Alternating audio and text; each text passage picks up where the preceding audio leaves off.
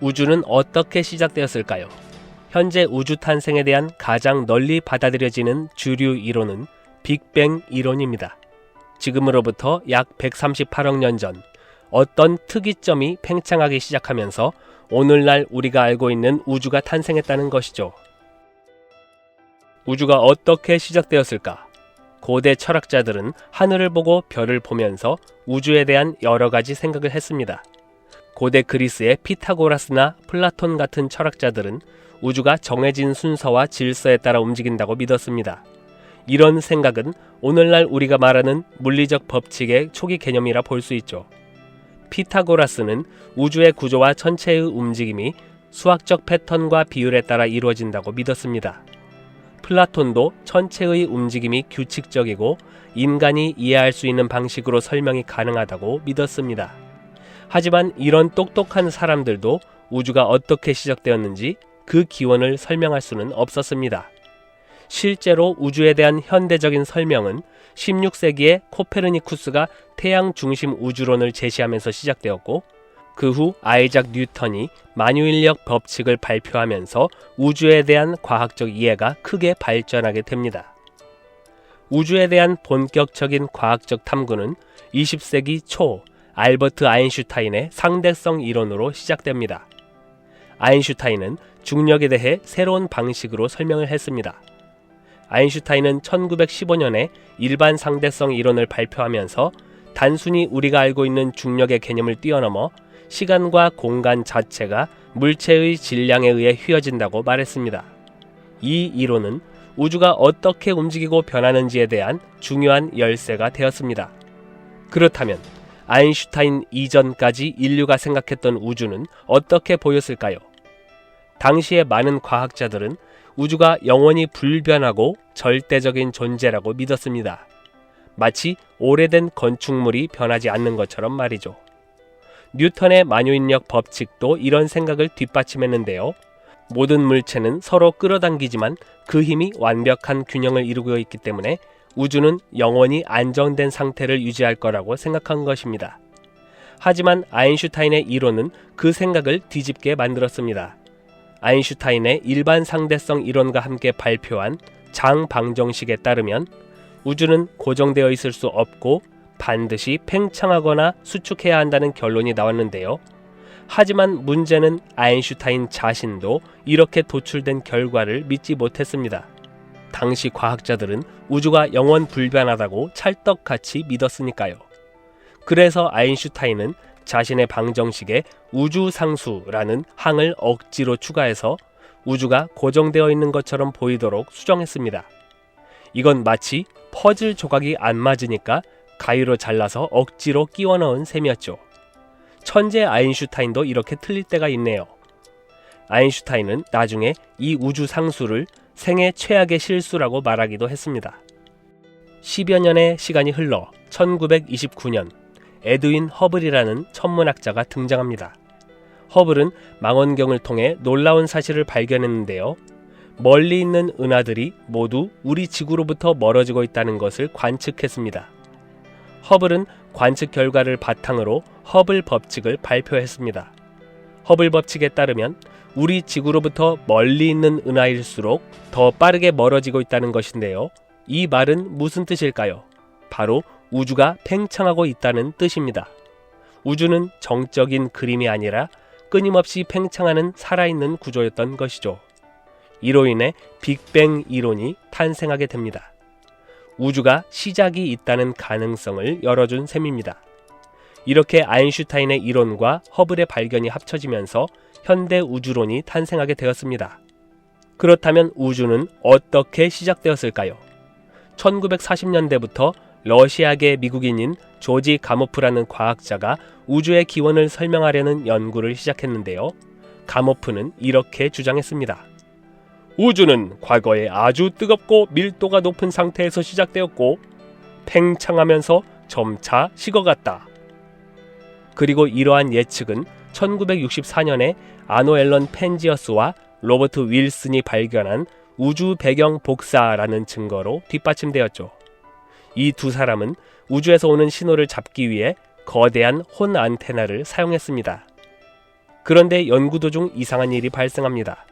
안테나에 이상한 잡음이 계속 잡히는데 어디에서나 어떤 방향에서나 계속 이상한 잡음이 지속되었습니다. 두 사람은 열심히 그 원인을 찾기 위해 노력했는데 심지어 비둘기 배설물이 잡음의 원인일지도 모른다고 생각해서 안테나를 깨끗하게 청소하기까지 했습니다. 하지만 잡음은 여전히 사라지지 않았습니다.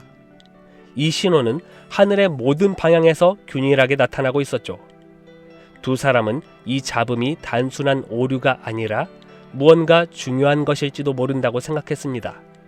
그 무렵 프린스턴 대학의 로버트 헨리 딕과 동료들은 우주가 빅뱅으로 시작되었다면 그 잔재가 미세한 마이크로파 신호로 남아있을 것이라고 예측했는데 바로 그 신호를 펜지어스와 윌슨이 실제로 잡아낸 것입니다. 그 신호는 바로 우주 배경 복사였습니다. 이것은 마치 우주가 탄생했을 때 남긴 메아리와 같았습니다. 이 발견은 빅뱅 이론을 증명하는 데 아주 중요한 역할을 했습니다. 우주가 한때 매우 뜨겁고 밀도가 높았던 상태에서 시작됐다는 빅뱅 이론을 확고히 뒷받침한 것이죠. 현재의 우주는 더 이상 뜨겁지 않지만 그 열의 흔적은 여전히 남아있었던 것입니다. 이 발견으로 펜지어스와 윌슨은 1978년 노벨 물리학상을 수상하게 됩니다. 이후로도 빅뱅 이론은 수많은 과학자들의 연구와 발견들이 쌓여 현재도 계속해서 이론을 보강하고 있는데요. 현재까지 정립된 빅뱅 이론, 즉 우주의 시작과 초기 진행 과정을 시간별로 보겠습니다. 빅뱅 이론은 우주가 약 138억 년 전 극히 작고 뜨겁고 밀도가 무한히 높은 상태에서 시작되었고 급격히 팽창하며 지금의 우주가 되었다고 설명합니다. 빅뱅은 단순한 폭발을 의미하는 것이 아니라 시간과 공간 그리고 물질과 에너지가 동시에 탄생한 순간을 의미합니다. 이때의 우주는 하나의 특이점에 모든 물질과 에너지가 무한히 작은 점으로 압축된 상태였습니다. 상상할 수 없을 만큼 뜨겁고 밀도가 무한대였습니다. 이 시점은 현대 물리학으로는 설명할 수 없는 영역입니다. 그리고 빅뱅이 일어나는 순간에 시간, 공간, 물질, 에너지가 동시에 탄생했습니다. 이때의 온도는 섭씨 10의 32승도였습니다. 빅뱅이 일어나고 10의 36승분의 1초가 지난 후 우주는 빛의 속도보다 빠르게 팽창했습니다. 이때의 온도는 섭씨 10의 28승도였습니다. 빅뱅 3분 후에는 뜨거웠던 우주가 식기 시작하면서 온도가 섭씨 10의 9승도로 낮아졌습니다. 수소와 헬륨 원자핵이 형성되었고 이 원자들이 나중에 별과 은하를 만드는 재료가 됩니다. 현재 우주의 원소 비율인 수소 75%, 헬륨 25%가 이때 결정되었습니다. 이후로 38만 년이 지나기까지 우주는 여전히 뜨겁고 빛은 자유롭게 움직이지 못했습니다. 빛의 입자인 광자가 자유롭게 이동할 수 없어서 우주는 불투명한 상태였습니다. 이 시기 동안 물질과 에너지가 중력에 의해 뭉치기 시작했습니다. 이후로 우주는 충분히 식어서 우주의 온도가 섭씨 3000도 이하로 낮아지면서 빛이 자유롭게 이동할 수 있는 상태가 되었습니다. 이 빛이 지금까지 남아서 펜지어스와 윌슨이 발견한 우주 배경 복사라는 형태로 관측되는 것입니다. 우주가 탄생한 지 1억 년이 넘어서 수소와 헬륨이 중력에 의해 뭉치며 첫 번째 별이 탄생했습니다. 별의 중심에서 핵융합 반응이 일어나면서 빛을 내기 시작한 것입니다. 그리고 이렇게 형성된 여러 개의 별들이 폭발하면서 더 무거운 원소들이 만들어졌고 새로운 별과 행성이 계속해서 만들어졌습니다.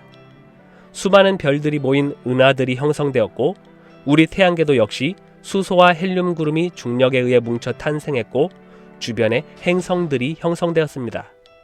그 속에 지구도 탄생했습니다. 빅뱅이 일어난 후 138억 년이 지난 지금도 우주는 여전히 팽창 중입니다. 심지어 우주의 팽창은 점점 더 빨라지고 있습니다.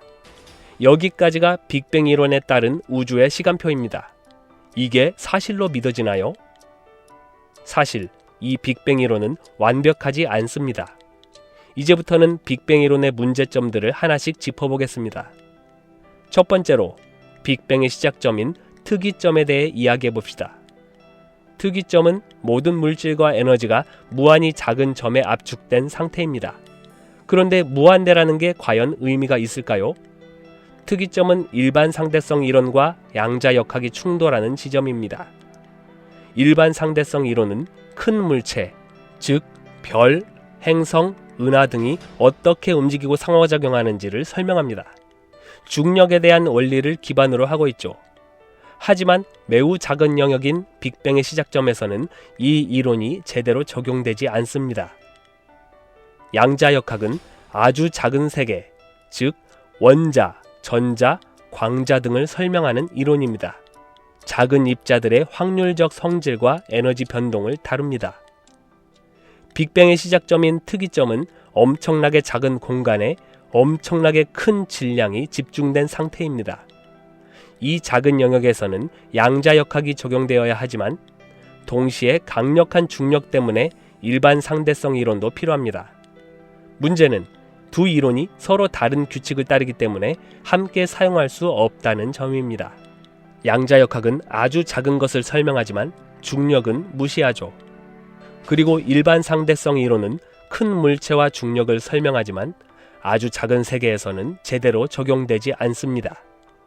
그래서 현재 과학자들은 양자역학과 일반 상대성 이론을 결합한 양자중력 이론을 통해 이 문제를 해결하려고 연구 중입니다. 이렇게 두 이론은 서로 맞지 않아서 빅뱅의 시작점이 실제로 존재하는지 확신할 수 없는 것입니다. 빅뱅의 시작점은 과학이 설명할 수 없는 미지의 영역입니다. 이걸로 시작하는 빅뱅 이론이 과연 완벽할까요? 빅뱅 이론의 두 번째 문제점. 빅뱅 직후의 우주는 광속보다 빠르게 팽창했다고 합니다. 문제는 이러한 팽창을 일으킨 원인에 대한 증거가 없다는 것이죠. 과학은 관측과 증거를 기반으로 해야 합니다. 광속보다 빠른 팽창은 이론적으로는 멋지지만 실제로 관측된 적은 없습니다. 빅뱅 이론의 세 번째 문제점. 우주의 약 95%는 우리가 볼 수도 만질 수도 없고 어떤 관측 장비로도 탐지할 수 없는 암흑물질과 암흑에너지로 이루어져 있다고 합니다. 빅뱅 이론은 이 두 가지의 존재를 가정해야만 설명이 가능합니다. 암흑물질은 중력을 통해 은하와 은하단을 결합시키고 유지합니다. 암흑에너지는 우주 팽창을 가속시키는 미지의 힘입니다. 문제는 이 두 가지의 존재를 관측하거나 실험으로 증명할 방법이 아직 없다는 것입니다. 과학은 추측이 아니라 관측을 통해 진실을 찾아가야 합니다. 암흑물질과 암흑에너지는 사실 이론 속의 존재일 뿐이죠. 이렇게 빅뱅 이론은 분명한 한계를 가지고 있습니다. 하지만 그럼에도 불구하고 우주 배경 복사, 팽창하는 우주, 원소의 분포 등 빅뱅 이론이 설명할 수 있는 것들이 많은 것도 사실입니다. 과학은 완벽한 답을 내놓기보다는 더 나은 질문을 만들어가는 과정입니다. 우리가 빅뱅 이론에 대한 믿음을 고집스럽게 움켜쥔다면 그것은 과학이 아니라 종교적 교리가 될 것입니다. 과학은 고정된 믿음이 아니라 끊임없이 질문하고 관측하고 수정하는 과정이죠. 그래서 우리는 확실치 않은 것들 앞에서 겸손해야 할 것입니다. 나는 아직 모른다 라고 말할 수 있어야 합니다. 질문을 멈추지 말고 답을 고집하지 않는 것이 진정한 과학자의 길일 것입니다. 밤하늘을 한참 동안 올려다본 적 있으신가요? 수많은 별들이 반짝이고 있죠. 그런데 이런 생각 해본 적 있나요? 저 하늘엔 도대체 얼마나 많은 별들이 있을까? 여러분이 밤하늘을 볼 때 아주 맑은 기상 조건이라면 최대 약 6,000개의 별을 볼 수 있습니다. 하지만 이건 전 세계에서 볼 수 있는 모든 별의 개수를 합친 숫자입니다. 한 사람이 한 번에 볼 수 있는 별은 최대 약 3,000개 정도죠. 이것도 꽤 많아 보이지만 사실 우주에 존재하는 실제 별의 수에 비하면 이건 티끌만큼도 안 됩니다. 통상적으로 별이란 핵융합 반응을 통해 스스로 빛을 내는 천체를 말하는데요. 우리가 매일 보는 이 태양도 별입니다. 우주 공간에 존재하는 별 중에 태양에서 가장 가까운 별은 프록시마 센타우리라는 별인데요. 태양에서 이 별까지의 거리는 약 4.244 광년입니다. 1초 만에 지구둘레를 7바퀴 반이나 돌 수 있는 빛의 속력으로 4년 3개월이나 가는 엄청난 거리죠. 이 거리가 얼마나 먼 것인지 좀 더 체감이 가능하도록 이렇게 비유해 보겠습니다. 태양이 축구공만 하다고 가정한다면 태양으로부터 가장 가까운 별인 프록시마 센타우리까지의 거리가 약 6,300km로 환산됩니다. 서울에서 호주까지 뻗는 거리입니다. 서울 한복판에 놓인 축구공이 태양이라면 호주 북부 지역에 놓인 작은 탱탱볼이 프록시마 센타우리라고 볼 수 있죠. 이와 마찬가지로 우주에 존재하는 별들 사이의 거리는 대부분 그 크기에 비해 너무나 멀고 아득합니다. 전에 올렸던 영상에서 이런 식으로 스케일을 축소해 태양이 축구공 크기라면 우주의 크기는 얼마나 될지 재밌는 상상을 해봤는데요. 오늘은 별들의 개수를 통해 이 우주의 광대함에 대해 체감해보려 합니다. 우리 태양처럼 스스로 빛을 내는 별들이 무수히 모여서 우리 은하라는 거대한 집합체를 이루는데요. 우리 은하는 대략 4천억 개의 별들로 이루어져 있습니다. 숫자에 대한 감이 잘 안 오시죠? 그럼 이렇게 생각해 보겠습니다. 만약 여러분이 1초에 한 개씩 별을 센다고 하면 우리 은하의 모든 별을 세는데 약 12,700년이 걸립니다. 정말 어마어마하죠? 그런데 여기서 끝이 아닙니다. 우주는 이 은하 하나로 끝나지 않습니다. 우리가 살고 있는 은하 외에도 엄청나게 많은 은하들이 존재하니까요. 현재 인류의 기술로 관측할 수 있는 우주 범위 안에서는 약 2조 개의 은하들이 있다고 추정됩니다. 은하 하나에 들어있는 별이 평균 1천억 개라고 가정한다면 한 은하당 별의 개수 1천억 개에다 은하의 개수 2조 개를 곱해서 대략 2 곱하기 10의 23승계, 그러니까 관측 가능한 우주 안에 존재하는 별의 개수는 숫자 2 뒤에 23개의 0이 붙는 숫자입니다. 이 숫자는 상상조차 어려운데요. 조금 더 와닿을 수 있게 다른 비유로 설명해 볼까요? 첫 번째 비유는 쌀알입니다. 쌀 한 톨은 약 0.02g이고 쌀 1kg에는 약 5만 개의 쌀알이 들어있습니다.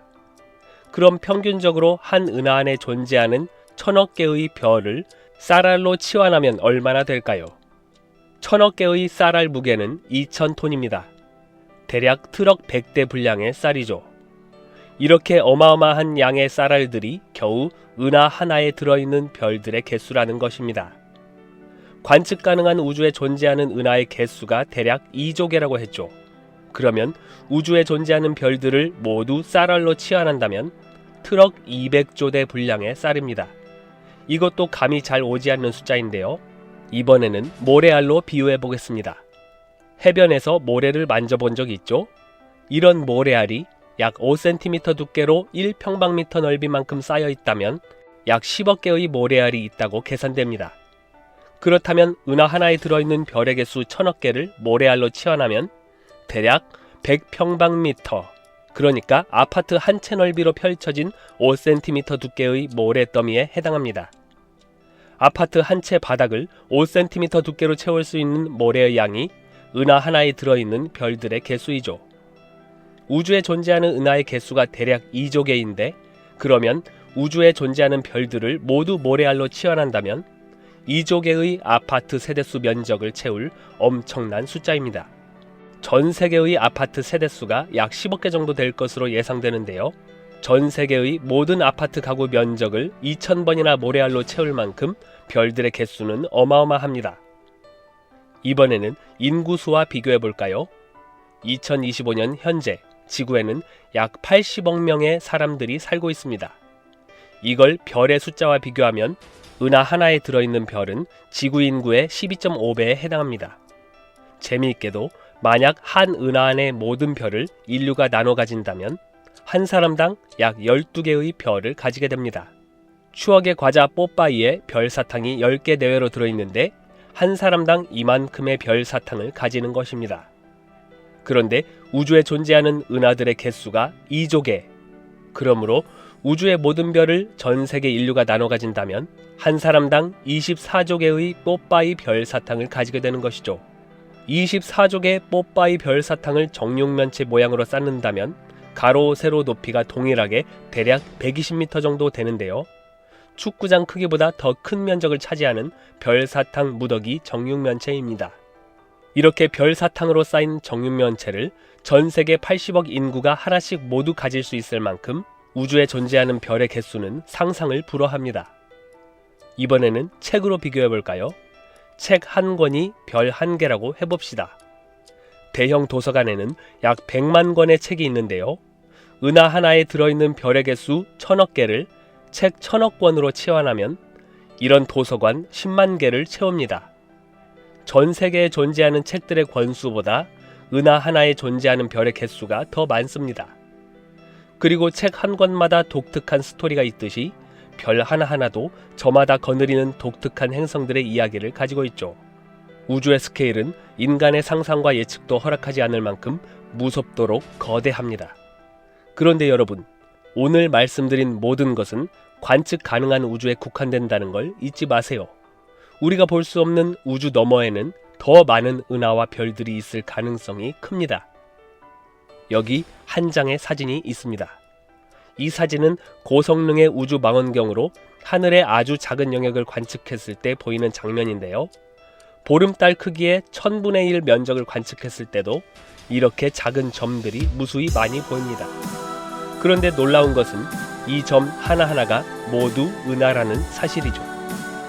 이런 은하 하나에 대략 1000억 개의 별이 있다는 것인데 우리가 우주를 이해할 수 있는 날이 과연 올까요? 여러분은 우리가 살고 있는 이 지구를 떠날 수 있다면 어떤 행성을 방문하고 싶으신가요? 태양계를 벗어나 멀리 떨어진 우주 공간에서 우리가 찾아낼 수 있는 제2의 지구 같은 행성이 있다면 어떤 모습일까요?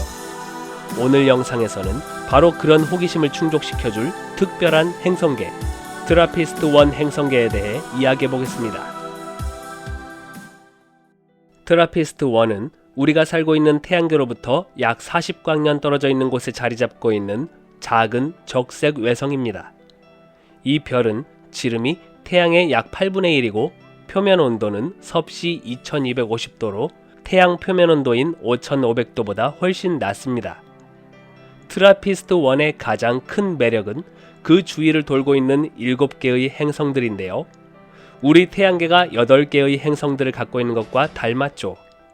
비록 트라피스트-1은 태양에 비해 훨씬 작지만 외관상 태양계 축소판처럼 보여서 흥미롭습니다. 게다가 이곳의 행성들은 모두 지구와 비슷한 특징을 가지고 있는데요.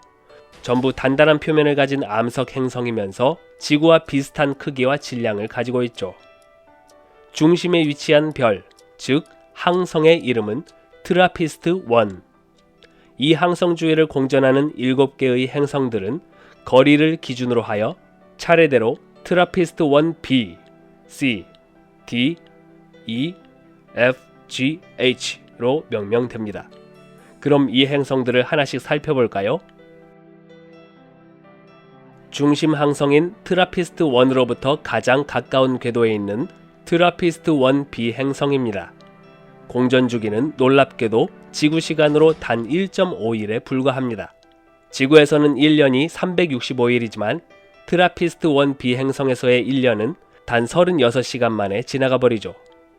이 행성의 지름은 지구의 약 1.12배, 질량은 약 1.02배로 크기와 질량 면에서는 지구와 비슷합니다.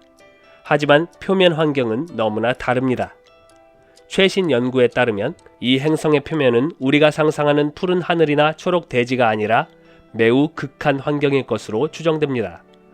모항성과의 거리가 172만 킬로미터로 태양 수성 거리의 34분의 1에 불과한데요. 이 때문에 항성으로부터 받는 에너지가 너무 강해서 표면 온도가 아주 높을 것으로 추정됩니다. 계산에 따르면 행성 표면 온도는 섭씨 230도에 달합니다. 게다가 조석 고정 상태에 있는데요. 조석 고정이란 행성이 별 주위를 도는 동안 항상 한쪽 면만 별을 향하고 있다는 것을 의미합니다. 이 때문에 한쪽 면은 항상 뜨겁게 달궈져 있고 반대쪽 면은 영하로 떨어질 만큼 차가울 가능성이 높습니다. 그렇다면 대기는 있을까요? 과학자들은 트라피스트 1b 행성이 대기를 거의 잃어버렸을 것이라고 보고 있습니다. 트라피스트 1과 같은 적색 외성은 플레어라는 에너지 방출 활동에 아주 강한데, 이 플레어가 행성의 대기를 태워 없애거나 날려버렸을 것이기 때문입니다. 이 행성을 비롯한 7개의 행성들을 처음 발견한 관측 장비는 2016년 나사의 스피처 우주망원경이었습니다. 당시 천문학자들은 트랜짓 기법, 즉 행성이 별 앞을 지나갈 때 별빛이 살짝 줄어드는 현상을 관측해서 이 행성을 찾아냈는데요. 2023년에는 제임스 웹 우주망원경이 트라피스트 1b의 대기 조성을 탐색했습니다. 이때의 데이터에서도 이 행성에 대기가 거의 없을 것으로 추정했습니다. 두 번째 행성, 트라피스트 1c입니다. 이 행성은 지구보다 약간 큰 크기를 가지고 있는데요. 지름이 지구의 약 1.1배이고 질량은 지구의 2배 정도 됩니다. 공전 주기는 약 2.4일입니다.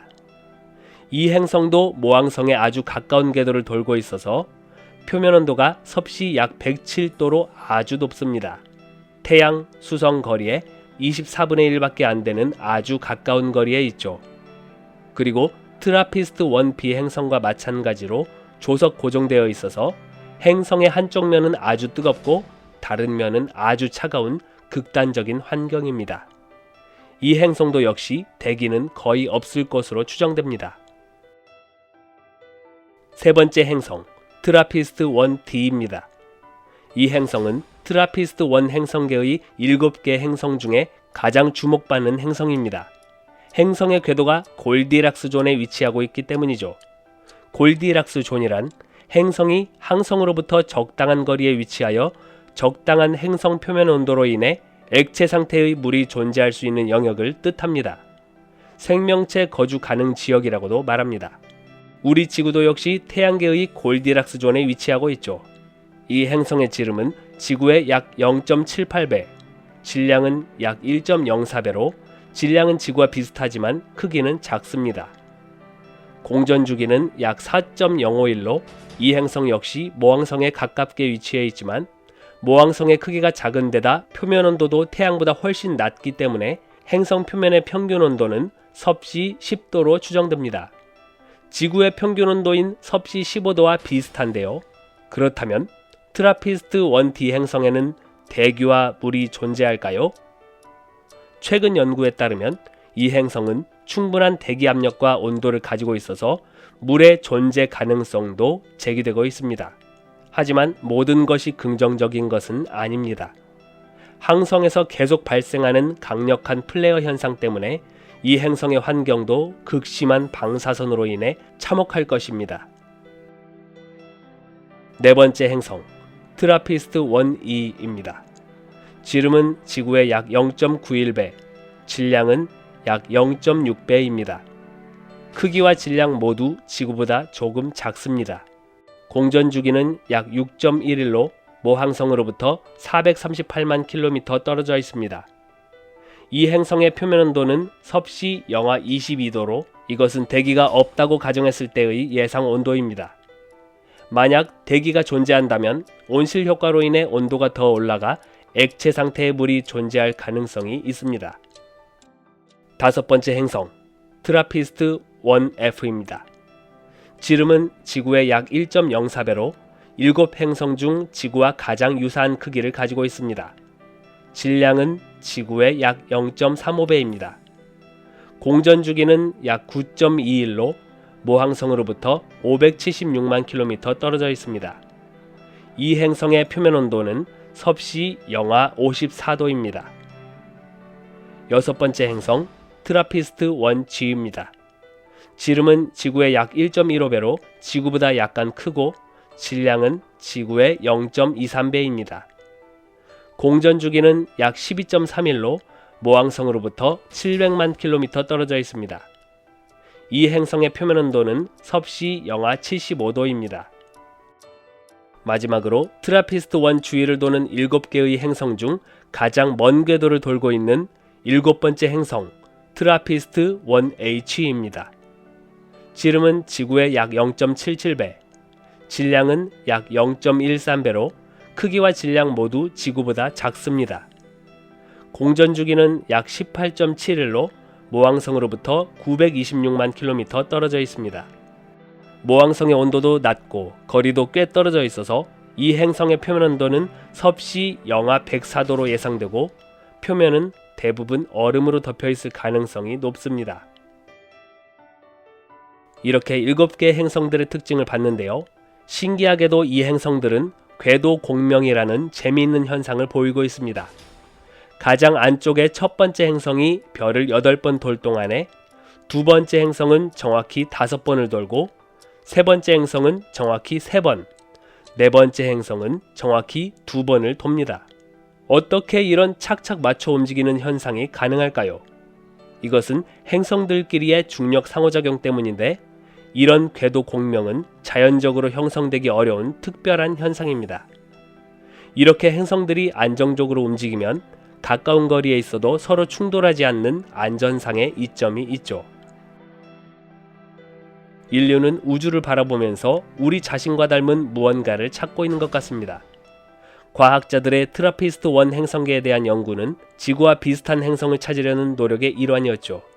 하지만 골디락스 존에 위치한다고 해서 모두가 지구 같은 행성은 아니었습니다. 대기가 없거나 온도가 너무 극단적이거나 생명을 품기엔 부족한 환경이었죠. 우리가 이미 가진 이 지구는 기적처럼 완벽한 조건으로 만들어져 있습니다. 생명이 존재하기 위해 얼마나 많은 우연과 필연이 필요했는지를 생각할 때 우리가 사는 이곳이 얼마나 소중한지 느껴지지 않나요? 인류가 지금까지 발견한 외계 행성 중에 인간이 거주할 수 있는 행성은 존재할까요? 만약 그런 행성이 있다면 미래의 인류가 언젠가는 지구를 떠나 그 새로운 행성으로 이주할 수 있을까요? 외계 행성이란 태양계 밖에 있는 행성을 말하는데요. 즉 우리 지구가 태양계 안에서 태양을 중심으로 돌고 있는 것처럼 태양이 아닌 다른 항성을 중심으로 도는 행성들을 외계 행성이라 말하는 것이죠. 생명체가 거주할 수 있는 외계 행성을 찾을 때 주로 사용하는 개념은 골디락스 존인데요. 골디락스 존이란 뜨겁게 타오르는 항성으로부터 너무 가깝지도 너무 멀지도 않은, 즉 액체 상태의 물이 존재할 수 있는 온도 범위에 있는 영역을 의미하죠. 우리가 사는 지구도 역시 태양계의 골디락스 존 안에서 돌고 있습니다. 우주에 존재하는 수많은 별, 즉 항성들은 저마다 여러 개의 행성들을 거느리고 있는데요. 그렇다면 지금까지 과학자들이 발견한 외계 행성 중에 이렇게 골디락스 존에 위치하면서 장차 인류가 거주할 수 있을 만한 행성은 어떤 것들이 있는지 보겠습니다. 가까운 외계 행성부터 살펴보죠. 태양계로부터 가장 가까운 항성은 프록시마 센타우리인데요. 이 항성을 중심으로 돌고 있는 행성, 프록시마 B라는 행성입니다. 즉 이 행성은 태양계 밖에서 가장 가까운 외계 행성이죠. 프록시마 B는 지구로부터 약 4.24광년 떨어져 있습니다. 이 숫자는 우주적으로 보면 아주 가깝지만 사실은 엄청난 거리인데요. 1초 만에 지구 둘레를 7바퀴 반이나 돌 수 있는 빛의 속력으로 가도 무려 4년 3개월이나 소요됩니다. 프록시마 B 행성은 크기와 질량 면에서는 우리가 사는 지구와 비슷합니다. 이 행성의 공전 주기는 겨우 11일밖에 되지 않습니다. 우리 지구는 태양을 중심으로 한 바퀴 도는 공전 주기가 365일인데 프록시마 B 행성의 1년은 지구 시간으로 11일 만에 지나가 버릴 정도로 빠릅니다. 이것은 프록시마 B 행성이 모항성인 프록시마 센타우리에 굉장히 가까이 붙어 있다는 것을 의미합니다. 태양과 지구 사이의 거리가 약 1억 5천만 킬로미터인데 프록시마 센타우리 항성과 프록시마 B 행성 사이의 거리는 겨우 750만 킬로미터입니다. 이렇게 항성과 가까이 붙어 있으면 행성의 표면이 너무 뜨겁지 않을까요? 프록시마 센타우리 항성은 태양보다 훨씬 작아서 방출하는 빛과 열이 약하기 때문에 이렇게 가까이 붙어 있어도 프록시마 b 행성의 표면 온도는 그리 높지 않습니다. 행성 표면의 평균 온도는 섭씨 영하 40도에서 영상 30도 사이일 것으로 추정됩니다. 지구의 평균 온도인 섭씨 15도와 비슷하고 물이 액체 상태로 존재할 가능성도 있겠는데요. 하지만 이런 조건일지라도 프록시마 b 행성에는 큰 문제가 있습니다. 바로 프록시마 센타우리 항성이 자주 방출하는 플레어입니다. 플레어란 항성 표면에서 일어나는 강력한 에너지 폭발 현상인데요. 프록시마 b 행성은 모항성과의 거리가 너무 가깝기 때문에 플레어의 영향을 아주 많이 받습니다. 특히 프록시마 센타우리 같은 작은 적색 외성은 우리 태양 같은 항성에 비해 플레어가 더 많이 발생합니다. 크기가 큰 우리 태양의 경우 태양의 중심부에서만 대류 현상이 있는데 프록시마 센타우리 같은 적색 외성은 너무 작아서 대류 현상이 항성 전체에 걸쳐 일어나게 됩니다. 그래서 플레어 방출 현상이 더 자주, 더 강하게 발생하는 것이죠. 심지어 프록시마 센타우리에서 관측된 플레어 중에 우리 태양에서 발생하는 플레어보다 100배 이상 강력한 폭발을 일으킨 적도 있습니다. 이런 플레어는 강력한 방사선을 내뿜는데 이것이 프록시마 b 행성의 대기를 파괴하고 생명체가 살 수 없는 환경을 만듭니다. 이러한 공포의 플레어를 막기 위해서는 행성의 자기장이 아주 강력해야 하는데요. 우리 지구의 경우 비정상적으로 강력한 자기장 덕분에 태양으로부터 오는 고에너지 입자와 방사선을 방어할 수 있습니다. 만약 프록시마 b 행성이 지구보다도 더 강력한 자기장을 가지고 있다면 조금이라도 희망이 있겠지만 그럴 가능성은 희박해 보입니다.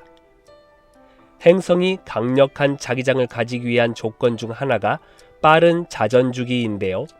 지구의 경우 24시간에 한 바퀴씩 자전을 하지만 프록시마 b 행성은 자전 속도가 아주 느릴 것입니다.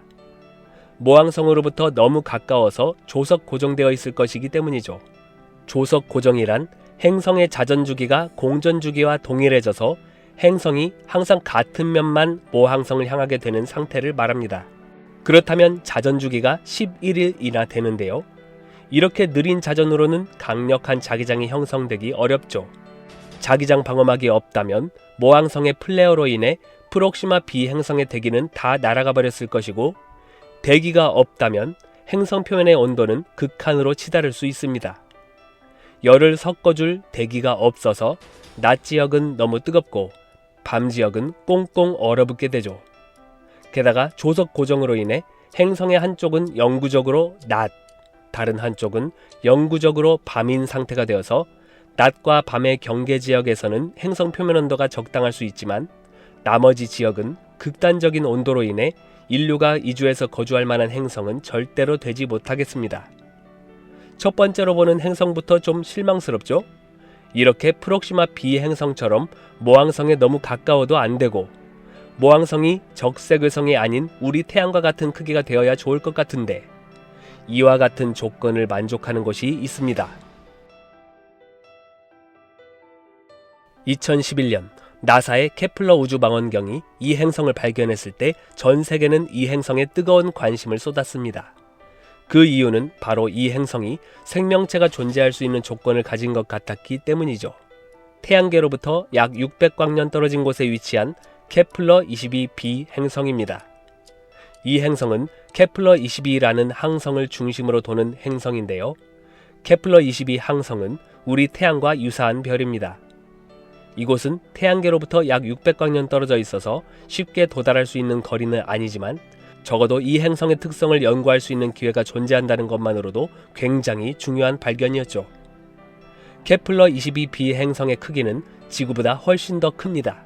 직경은 지구의 약 2.4배 정도로 이 행성은 우리가 슈퍼지구라고 부르는 종류에 속하죠. 정확한 질량은 모르지만 크기로 보아 중력이 지구보다 강할 것으로 보고 있습니다. 케플러 22b 행성이 모항성으로부터 떨어진 거리는 지구와 태양 사이 거리의 85% 정도입니다. 공전 주기는 290일로 지구의 1년인 365일과 큰 차이가 없죠. 행성의 평균 표면 온도는 섭씨 22도로 지구 평균 온도인 15도와 비슷할 것으로 보고 있습니다.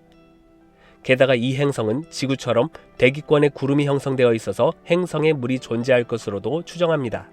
이 정도면 인류가 이주해서 살 수도 있을 것 같은데, 하지만 행성 표면이 암석인지 가스층으로 덮여 있는지는 아직 확인되지 않았습니다.